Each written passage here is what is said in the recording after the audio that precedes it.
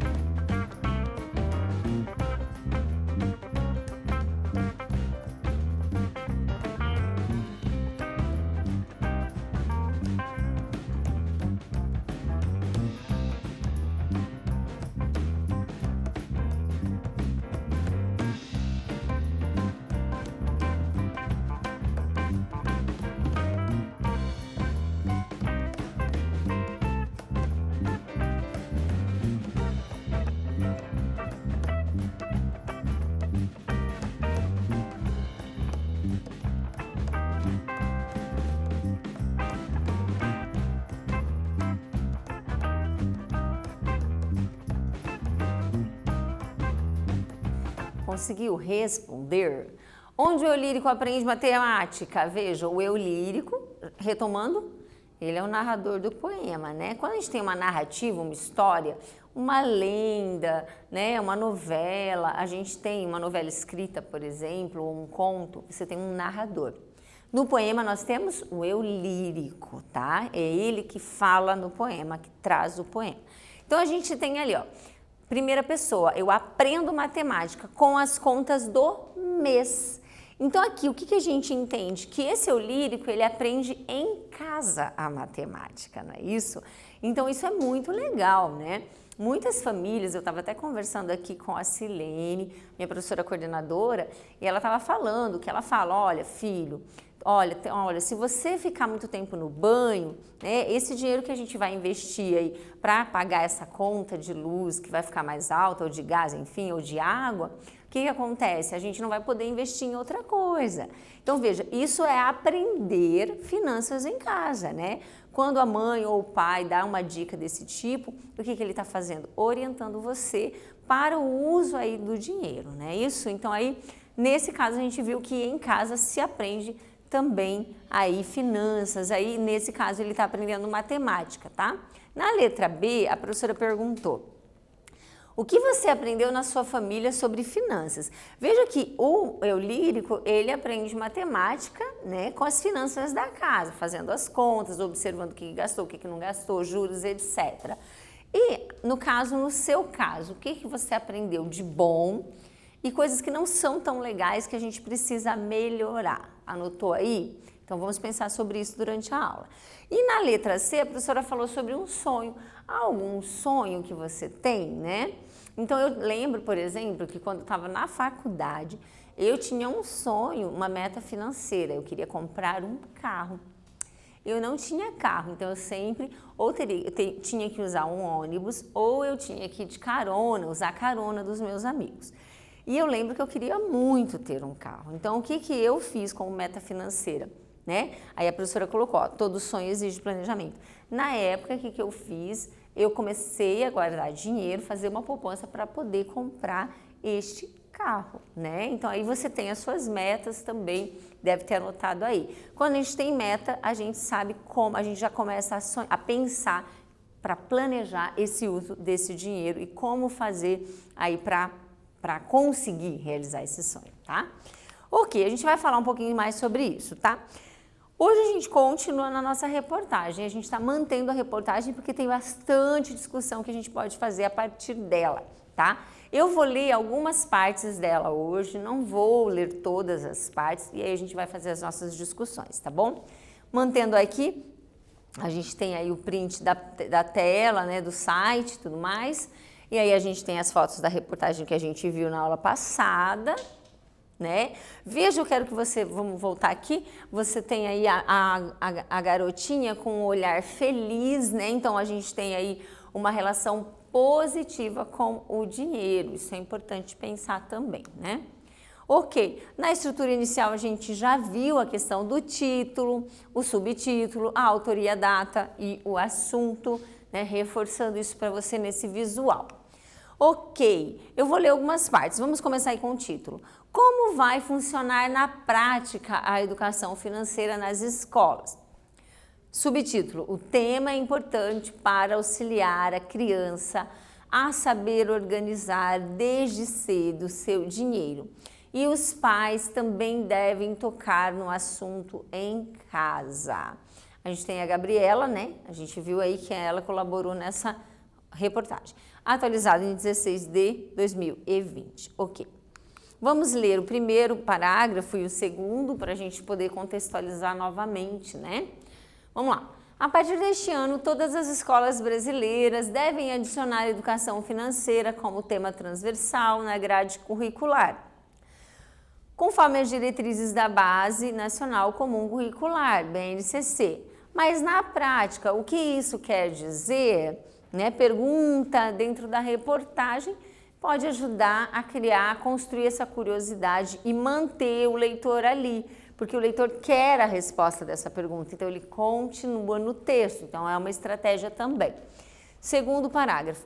Quando a decisão do Ministério da Educação, MEC, foi divulgada, prevendo que as redes de ensino deveriam se adequar às novas normas na BNCC, que prevê o mínimo que deve ser ensinado nas escolas, desde a educação infantil até o ensino médio, muitos acharam que se trataria de uma nova disciplina a ser estudada.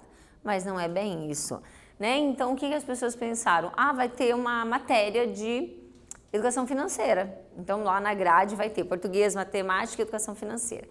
E aí, o que a reportagem está trazendo para nós? Explicando como que vai funcionar, né? Como está funcionando já. Mas não é bem isso, né? Então, a reportagem contraria aqui a ideia da maioria das pessoas antes de conhecerem aí. 3. Abre aspas. A educação financeira é um dos temas a serem desenvolvidos dentro do componente curricular matemática, já vimos isso, podendo ser abordado desde os anos iniciais da etapa do ensino fundamental, perpassando por todos os anos até o ensino médio, explica a Adriana Pagan, responsável pelo currículo na Secretaria de Educação do Estado de São Paulo, a revista Cláudia ali. Quando a professora coloca o colchete ou parênteses com 3 pontinhos dentro, né, aí, o que significa? A gente tem uma ideia de que um trecho foi retirado, tá bom? Então, isso significa que a professora retirou um trecho para poder usar a continuação apenas. Então, por isso eu sempre digo para você, se você quiser voltar lá na reportagem, lá no texto original, por isso eu deixo a referência para você poder fazer isso, tá? Ok, no parágrafo 4, o que a gente observa? Que não só a matemática deve estar utilizando esse tema, especialmente a matemática, mas outras matérias, né? Então, por exemplo, se a gente for pensar a matéria de história, né? É uma matéria que pode pensar as sociedades e a relação das sociedades com o dinheiro, com finanças, né? Quer dizer, nós temos um passado em que não se usava dinheiro, então eram trocas. Isso é relação financeira, né, com sociedade. Então, isso é educação financeira, pensar a educação financeira, como as sociedades pensam, né? Então, isso também pode ser feito em outras matérias. A professora Maísa também está fazendo isso. Quando eu trago uma reportagem para você sobre finanças, eu estou pensando finança com você, pensando gênero, mas pensando esse tema também, né? Então, nesse sentido, outras matérias podem explorar este tema para auxiliar nessa discussão importante, tá? Parágrafo 4 a gente, então, não vai ler, ok? E aí, o parágrafo 5 está relacionado ao subtítulo. Por que a educação financeira desde a infância é tão importante? Então, é uma pergunta que algumas pessoas podem fazer. É muito discutível, né? O que a escola deve fazer e o que a escola não deve. Nesse caso, por que é importante que a escola também auxilie nessa educação financeira que os responsáveis, os pais, também fazem em casa, não é? E aí ele responde para nós, é importante para todos, independente da idade, já que melhora a relação com o dinheiro e serve para auxiliar a controlar os gastos, os ganhos e os gastos racionalmente. Então, a gente já falou disso, melhorar a relação com o dinheiro, né, nesse sentido aí. Para Pagan, a abordagem desde o ensino fundamental é essencial para que o estudante comece a se planejar quanto ao futuro e entender como as suas ações no cotidiano impactam o seu orçamento a curto, médio e longo prazo, né? Então aí veja que ela está dizendo, olha, no início, se você já desde cedo começar a pensar sobre isso, é mais possível que você tenha uma relação melhor, né, com finanças, porque você já aprendeu, está aprendendo aí, né?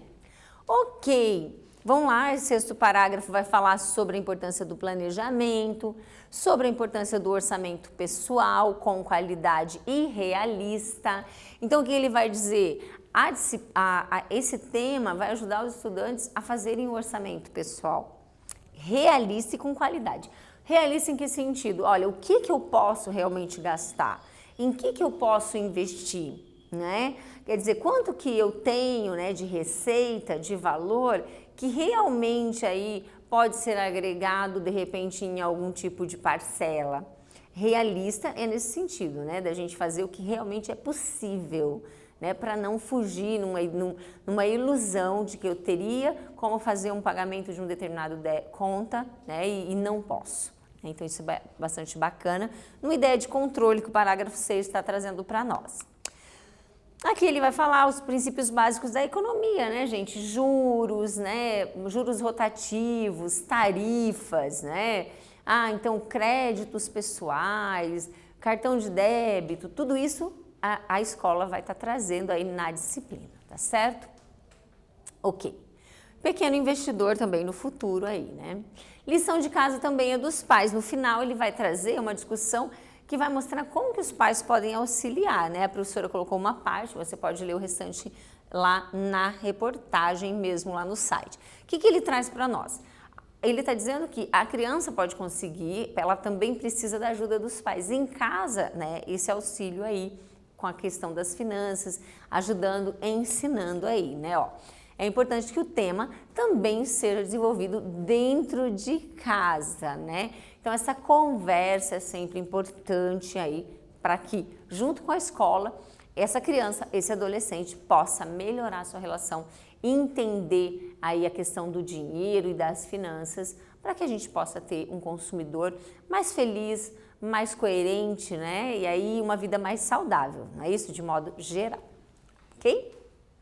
Eu adaptei essa reportagem para você. Aí a gente tem aí a questão da reportagem, que a gente já falou, a diferença entre notícia, eu não vou voltar, a gente já falou na aula anterior, tá bom?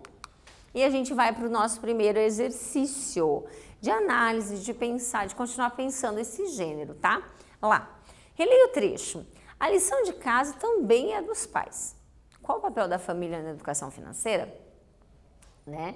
Então, nós sempre falamos dessa importância, dessa relação de parceria, escola e família, escola e responsáveis. Como que os pais podem ajudar? Eu quero que você pense, como que os pais ou os responsáveis em casa podem ajudar aí na educação financeira do adolescente ou da criança, tá certo? Tempo e eu volto pra gente continuar.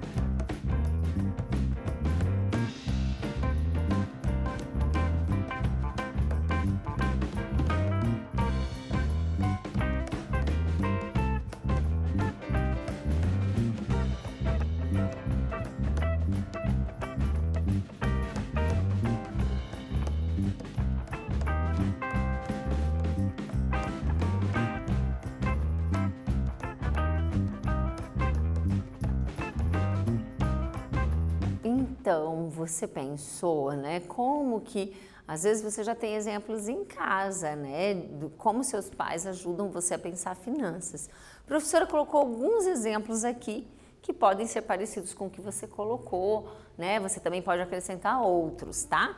Veja, primeiro ali a professora colocou, a família pode auxiliar como? Conversando sobre finanças, né? Então, porque eu faço parte da família, né? O adolescente faz parte, a criança faz parte. Conversando sobre finanças, né? É interessante. Exercitando o planejamento familiar, olha, o que a gente vai comprar, o que não, o que vai deixar de comprar, isso é importante. Conversar sobre as condições de compras. Então, vamos comprar esse item, você quer esse item ou estamos precisando. Como que a gente vai comprar, né? Vamos planejar essa compra para quando, né? Vamos guardar esse dinheiro ou a gente consegue uma condição parcelada? É possível, é interessante fazer assim? Então, isso é importante também, né? Então, veja, é algo a se fazer para complementar o trabalho da escola. O exemplo que também eu dei, né, sobre a professora Silene, quando ela fala sobre a economia dentro de casa, também é uma maneira de estar exercitando essa educação financeira, né? Quando eu entendo os gastos da casa e trabalho com a questão da economia, eu estou trabalhando também com esse cuidado da educação financeira aí, né? Essas dicas aí, tá certo? Então a gente sempre pode aprender aí no nosso dia a dia, tá? Na família a gente aprende muita coisa, certo? Então vamos para um quiz. A educação financeira pode auxiliar na saúde emocional e física das pessoas? Verdadeiro ou falso? Veja. Verdadeiro, né? Então, emocionalmente, né? Você nunca viu, você já deve ter visto, eu já vi pessoas que estavam emocionalmente abaladas, ansiosas porque de repente alguma conta ia cair ali no banco para ele pagar daqui 2 dias e a pessoa já estava nervosa porque não tinha de onde tirar aquele dinheiro, né? Emocionalmente abala. Fisicamente a gente viu também, né, que a pessoa também pode sofrer ali. A gente viu o exemplo do desmaio daquele poema que a gente viu numa das aulas. A pessoa pode ficar com uma taquicardia, crises de ansiedade, né? A gente tem, né, então questões nesse sentido. Por quê? Porque nós somos completos, né? Nós somos uma integração, o nosso emocional com o nosso físico, com o nosso mental. Tudo isso é um só. Né? Então, uma coisa vai a interferir na outra. Por isso, melhorar a nossa educação financeira melhora a nossa saúde em todos os aspectos, ok? Exercício 2 para a gente continuar analisando. No parágrafo 6, menciona-se que na educação financeira aprende-se a fazer um orçamento pessoal. Então, é possível que a gente aprenda na escola a fazer isso, né? Nesse ano aí. O que é isso, hein? O que é um orçamento pessoal? Tempo para você pensar, anotar e a gente volta.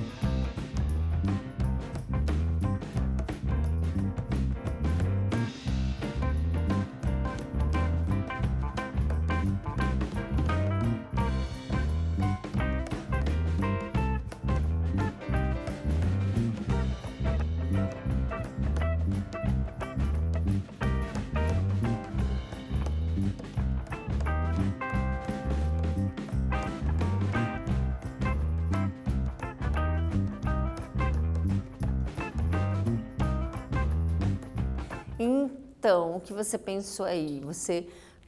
Talvez você já tenha visto isso em algumas aulas de matemática desse ano, né? Olha lá, orçamento é um instrumento de planejamento financeiro, feito com o objetivo de prever gastos e organizar as finanças, para que estejam em equilíbrio, ou seja, adequar suas despesas às suas receitas, né? Então, tem gente que faz num caderninho. Hoje você tem aplicativos de finanças maravilhosos, eu uso um.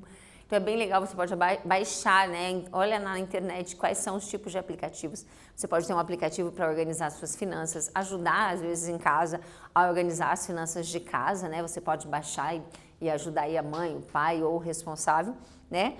E tem gente que prefere um caderninho também, mas o que ele faz? O orçamento aí pessoal, ele organiza, ou pode ser um orçamento pessoal ou familiar, né? Nesse sentido. Então, é um planejamento. Como fazer um orçamento pessoal? A professora foi lá buscar para você um pouquinho dessas informações. Dicionariofinanceiro.com, o site que eu observei essas ideias aqui. Como fazer, então? É um texto instrucional que instrui, que nos ensina como fazer. Lá está bem explicadinho, a professora trouxe aqui os tópicos. Primeiro, utilize uma planilha e crie o seu modelo de orçamento. Então, né, tem planilhas simples, você pode fazer por aplicativo, o aplicativo já vem pronto, você só vai inserir as receitas e as despesas, né? Ou você pode fazer num caderninho, beleza. 2, comece por colocar suas receitas, o que você recebe. Qual que é a discussão, gente? A discussão é, a pessoa que tem dificuldade financeira, o que ela faz? Ela tem muitos débitos, né? Então ela está devendo muito e ela tem poucas receitas, então é um desequilíbrio, né? Então primeiro eu coloco as receitas é aquilo que eu recebo, né? O dinheiro que vai entrar. Identifique os gastos e despesas, então agora eu vejo o que eu vou tirar, o que precisa ser pago. Tem gastos, a gente tem despesas fixas e nós temos despesas que são alternadas, às vezes aparecem, às vezes não, né? Então, por exemplo, um presente de aniversário, você sabe que aí alguém da família vai fazer aniversário e precisa, esse mês vai ter que gastar com esse presente. Então, veja, é um gasto que não é fixo, né? Vai acontecer só nesse mês. Agora, por exemplo, uma conta de água é um gasto fixo. Todo mês tem que ser paga, né? Então, essas diferenças também são importantes a gente manter, tá? E o número 4 aí que a professora selecionou, faça as contas e analise, né, gente? Então, não, às vezes, pessoal, a gente tem dificuldade para fazer isso porque a gente não quer enfrentar a nossa realidade, né? Então, assim, a professora está falando sério. Às vezes a gente não quer fazer um orçamento porque a gente não quer ver que não pode gastar, né? A gente quer ficar na ilusão, eu vou gastar, porque daí, se eu não vejo aqueles números ali, aquele orçamento, eu finjo que está tudo bem, né? Mas é muito importante a gente enfrentar a nossa realidade, perceber as nossas questões. Bom, aí isso eu posso gastar, isso não. Por quê? Porque desse jeito a gente cria um equilíbrio, uma disciplina pessoal e vai melhorar muito a nossa vida, tá? Exercício 3. Quais os benefícios de se fazer um orçamento pessoal ou familiar? Quero que você responda e a gente já volta.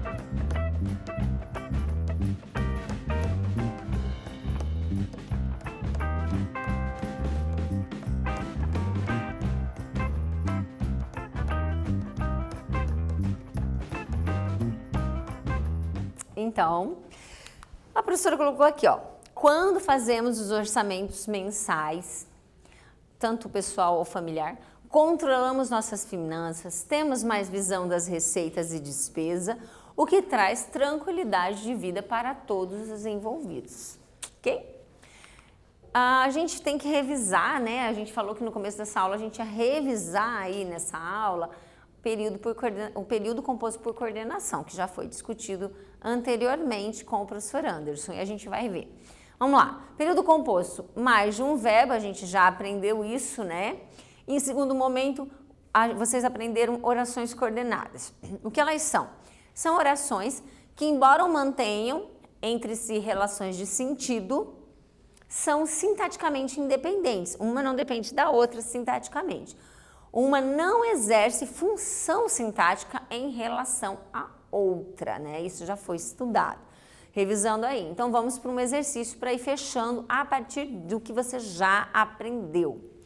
Observe as orações e responda. Letra A primeiro, quantas orações tem o período? Você vai contar os verbos, né, aí. E letra B, qual expressão conectiva separa os períodos, né? Que aqui a gente tem um período composto. E eu quero que você ache o conectivo que marca esse período aí, tá bom? Vamos ler junto e aí você vai para tentar responder. A educação financeira é importante para todos os indivíduos, independente de sua idade, já que melhora a relação com o dinheiro.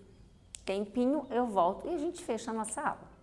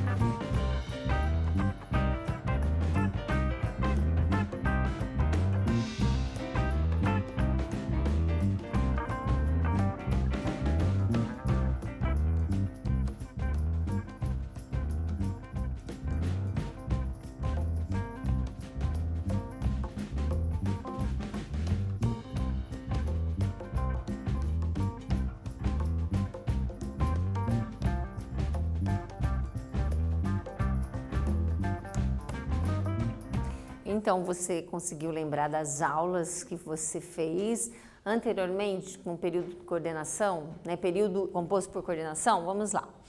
Quantas orações tem o período? 2, né? Então, você tem este verbo e este verbo, né? 2 verbos aí marcados, tá? Então, são 2 orações. Na letra B, qual é a expressão que separa as orações aí nesse período composto por coordenação? Já que, né? Então, já que, pois, né? Que tem aí uma ideia de explicação dentro do texto, ok? Bom, vamos para um quiz e fechar nossa aula, vamos lá? O subtítulo apresenta período composto por coordenação. Isso é verdadeiro ou é falso? Olha lá. O tema é importante para auxiliar a criança a saber organizar e os pais também devem tocar no assunto em casa. Verdadeiro ou falso? Verdadeiro, sim, né? Então você tem o tema é importante para auxiliar a criança a saber se organizar e os pais. Então você tem um período composto por coordenação aí com uma adição aí dentro do texto, ok? Bom, é isso. Nós estamos fechando a aula. O que nós vimos? Resumindo, educação financeira, estamos trabalhando, pensando sobre isso, pensando sobre a nossa vida financeira. E por fim, falamos um pouco sobre o gênero, algumas marcas linguísticas e revisamos um pouquinho o período composto por coordenação, ok? Bom, até mais, um abraço.